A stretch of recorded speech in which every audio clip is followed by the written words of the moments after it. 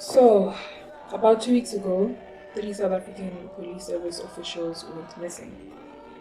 On the week of the 21st of April, 30-year-old Constable Keamogetse Baez, 20-year-old Constable Boipelo Senekge, and 24-year-old Constable Boipelo Senekge were last recorded traveling from the Free State via Gauteng, heading to Limpopo. Um, they and their vehicle, they were traveling in a white VW Polo hatchback. They were all reported missing. So the vehicle went missing and they also went missing, God knows where. At the time, they were all assigned to a Vula Umgodi operation that was aimed at tackling illegal mining in various hotspots nationally. So this is information that was not disclosed throughout the investigation. This is information, the operation that they were in is information we received after the whole investigation was concluded. I think police officers were also speculating that probably they're missing because of the investigation, because of the operation that they were under. At the same time, we ensured the public remained informed of all developments, trying to prevent wide speculations, some of which were actually misleading and apportioning blame without any evidence. The officers were last seen in the early hours of Thursday, the 24th of April 2025, at an engine petrol station near the Grasmere toll plaza on the N1. Soon after they left the petrol station, all their trackable devices, the vehicle, their cell phones, were all disabled, and that was the last bit of information that the police had on these officials. I'm also wondering how long it could have taken for police to know that they were missing. I'm not sure in South Africa how it works, but when somebody's missing, I'm assuming you can report somebody missing after a day or two. It's 24 hours or 72 hours between. Yeah. I'm I'm not sure if I'm not sure if in South Africa it's the same hours as well, but you can report somebody missing only after a day or more than a day. So is that something that applies to constables, to police officials as well?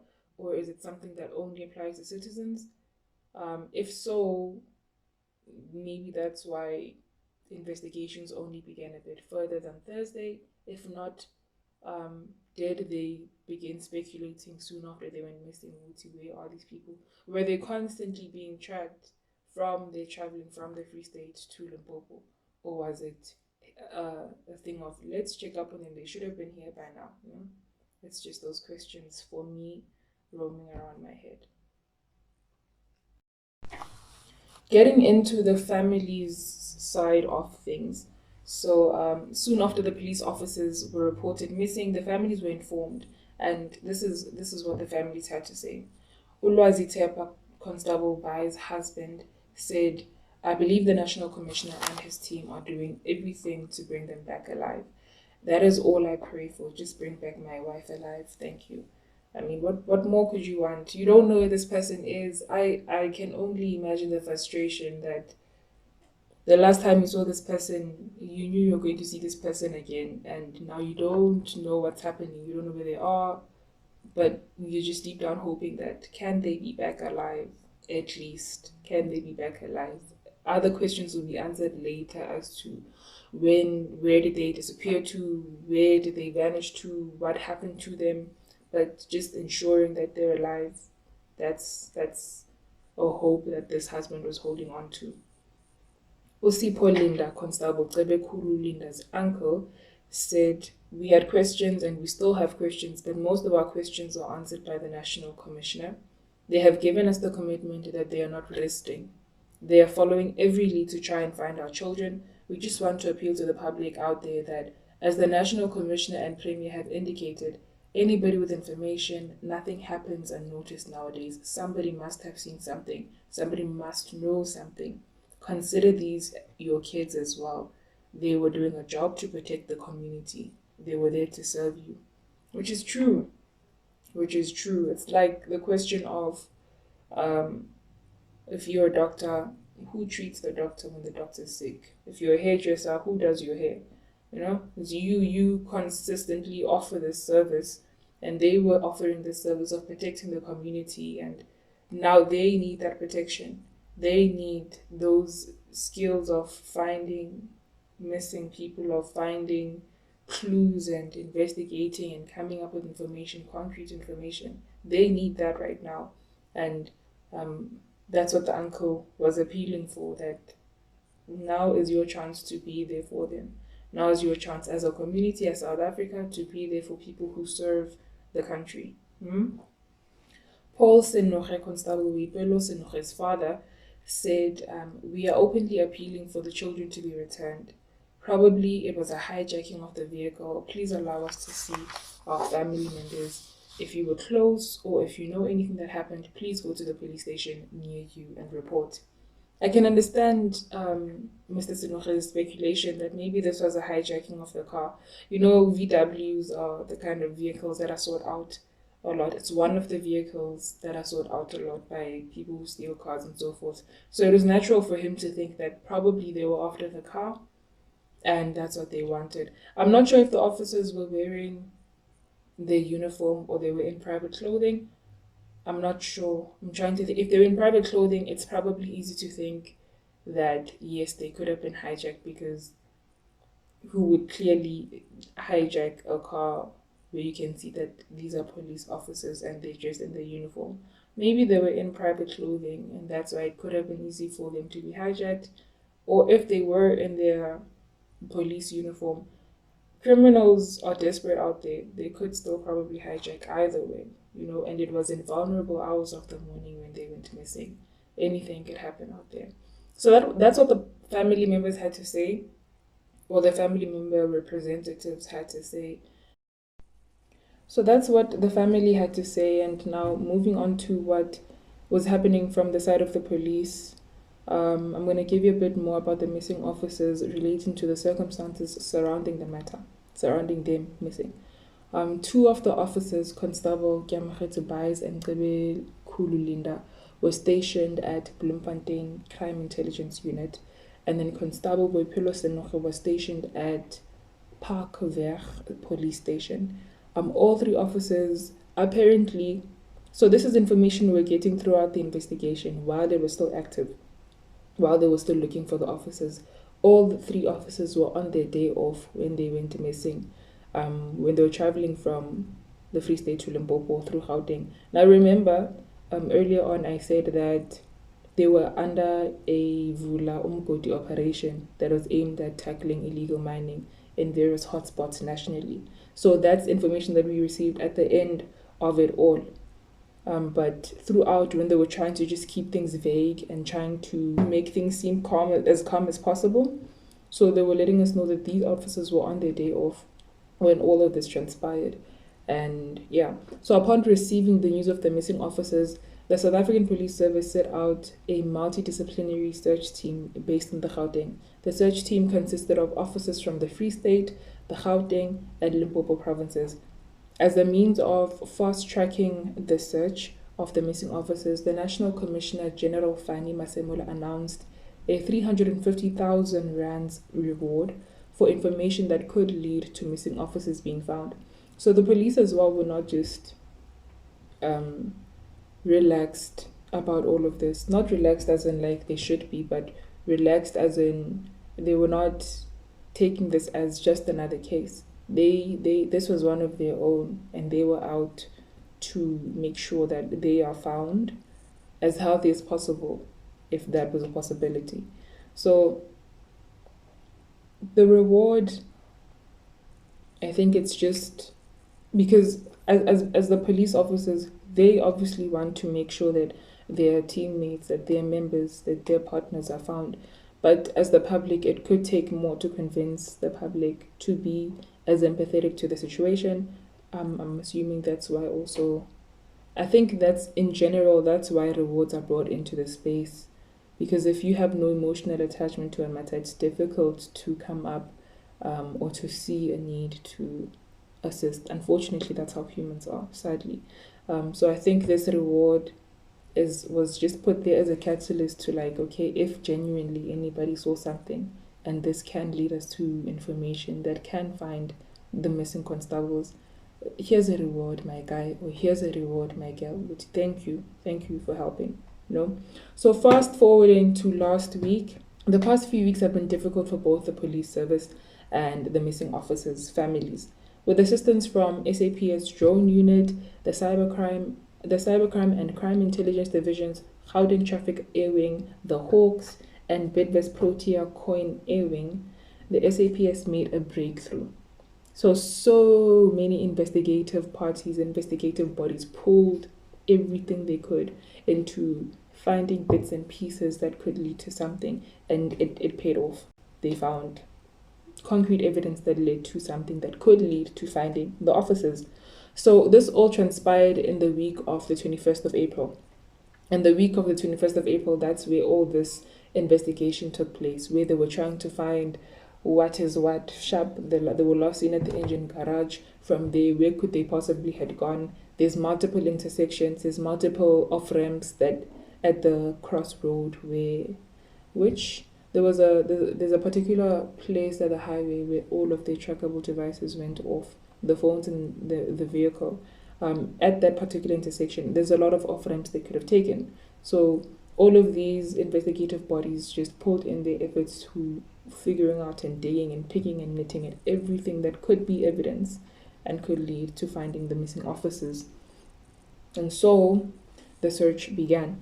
The investigations led the search team to the Hannops River in search for more clues, and little did they know what they would stumble upon.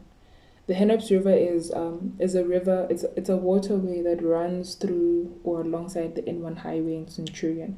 I'm not sure which side of the highway, whether you're going to I don't know where or from I don't know where, but the Hannops River is just the waterway that's alongside the N1 highway of the Centurion. So the search started on Monday, the 28th of May. So investigations were in the week of the 21st of April. Moving on to the next week. I think this was fast, hey? This was fairly fast of an investigation.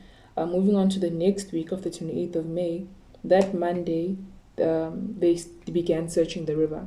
So they got information, I think, about the river on the Sunday. Then moving on to the next week on the Monday, they started investigating that river and seeing what they could find.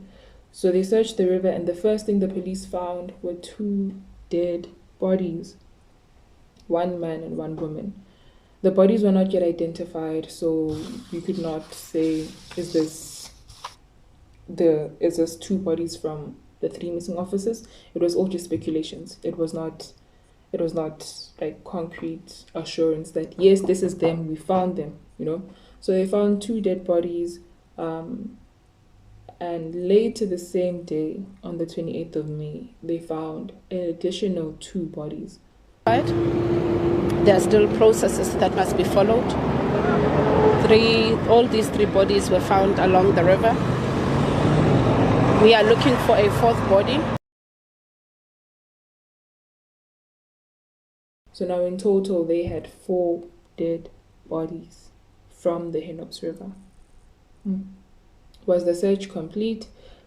No, because the bodies were not yet identified. So we don't know who these people are. And our investigation has brought us to the N1 along the Hannops River. We can confirm that we have found 3 bodies, but they're yet to be identified. We don't know if it's the officers. We don't know if it's unrelated cases. We don't know if all of these 4 bodies were involved in the same death. It's just all speculation. It's all in the air. So the police could not confidently confirm that these were indeed the missing officers' bodies. That's not where they stopped, though. They continued investigating the river. They continued searching the river, rather. The police continued searching despite having found 4 bodies. Could they have had reason to believe that this river had more than just gushing water to give? I think because they hadn't confirmed who these bodies belonged to or confidently identified the bodies, I think then maybe that was just reason to continue searching and hopefully they could. But still, I wonder what made the police to continue search, because four dead bodies is like, it's more than, I don't want to say it's more than enough, but it's more than something. It's more than it's enough to shock you and be like, okay, this is something is up here, something is off, and because it's so many bodies, it could lead somebody to think, okay, I think this is an enough search. We can start searching other areas. So I wonder what led them to be like, okay, no, there's 4 bodies. Possibly there could be more that we can find here, that made them continue to search. So eventually upon identifying the bodies, the police discovered that 2 of those 4 bodies had no connection whatsoever to the missing officers, which meant there could be 2 unsolved murders to be answered for. So from the 4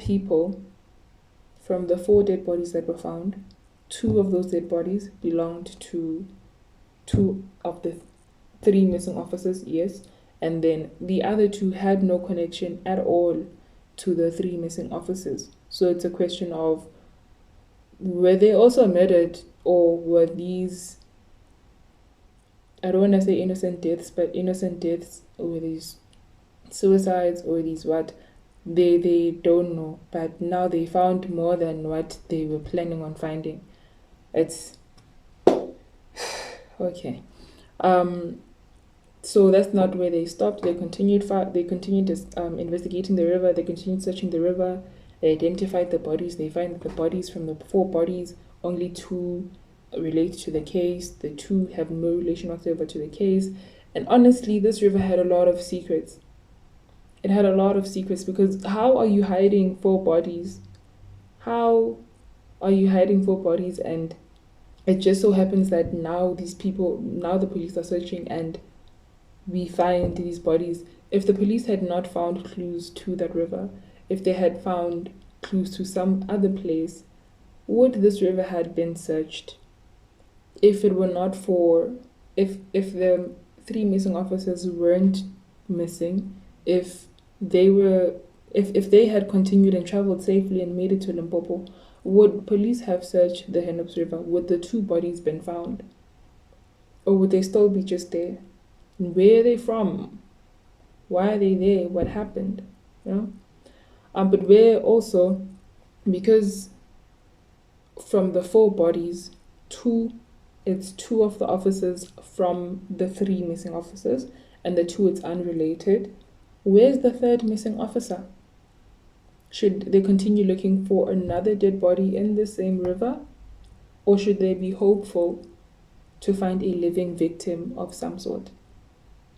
Should they be like, okay, because the 2 officers from the 3 are here, is it rational to assume that the 3rd officer may also be dead and in this river? Or is it rational to assume that maybe, just maybe, the 3rd officer is alive for some reason, But on Tuesday, the 29th of April, so that was all on Monday. A lot happened that Monday.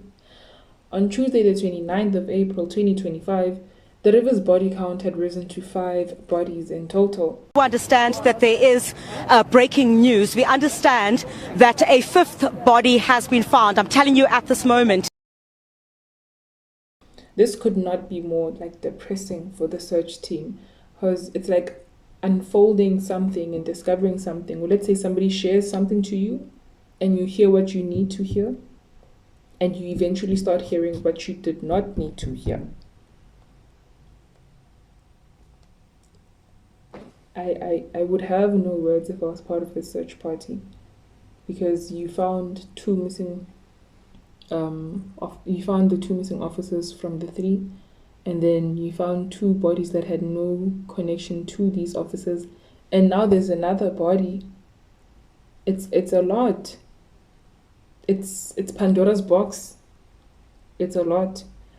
So the 3, eventually they do identifications. They try to add 2 and 2 together, and they discover that from the 5 bodies, 3 dead bodies are the 3 missing officers. And the other 2, one is an unidentified man, and the other is also a South African Police Service employee who was stationed at the Littleton police station. It doesn't get better, guys. I honestly do not see this getting better, because it's, like I said, it's more than what they expected. It's Pandora's box. They took a small peek, they found what they were looking for, and they found more. They found more. The unidentified man, was he murdered? The South African Police Service employee, was he also, or she also murdered? Was it a he? I think it was a he. Were they both murdered? I don't know. Were they? It's a lot. It's a lot of questions. As much as there is an element of being grateful that the 3 police officers who were missing were found, the families were hoping to find them alive, and unfortunately they did. On top of that, now we find 2 other unsolved things that need to be attended to. It's as sad as it can get. It's as sad as it can get. But still, again, the Hannops River had more to reveal. This river has a lot of secrets. This river is Pandora's box, actually. If we put this clearly, the river is Pandora's box. It had more to reveal. So, alongside finding the officers, alongside finding 2 unrelated dead bodies, the police, the search team, they also found the VW Polo hatchback that the 3 officers were driving when they were missing. I guess maybe that's a silver lining. I'm saying that it's a silver lining because that's just an addition of potential evidence. It's an addition of potential guidance to what could have happened to the 3 missing officers.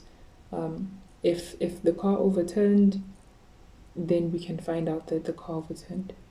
If something else happened, the car could lead us to maybe what could also have possibly happened. If there was other people involved that we don't know of, chances are their DNA is in the car. Somehow, maybe a fingerprint, maybe hopefully it's perpetrators who are in the system, maybe their DNA as well, So I think it's a silver lining that they found the car, because the car was also a major factor that was missing from all of this. They could not find it since all trackers were gone.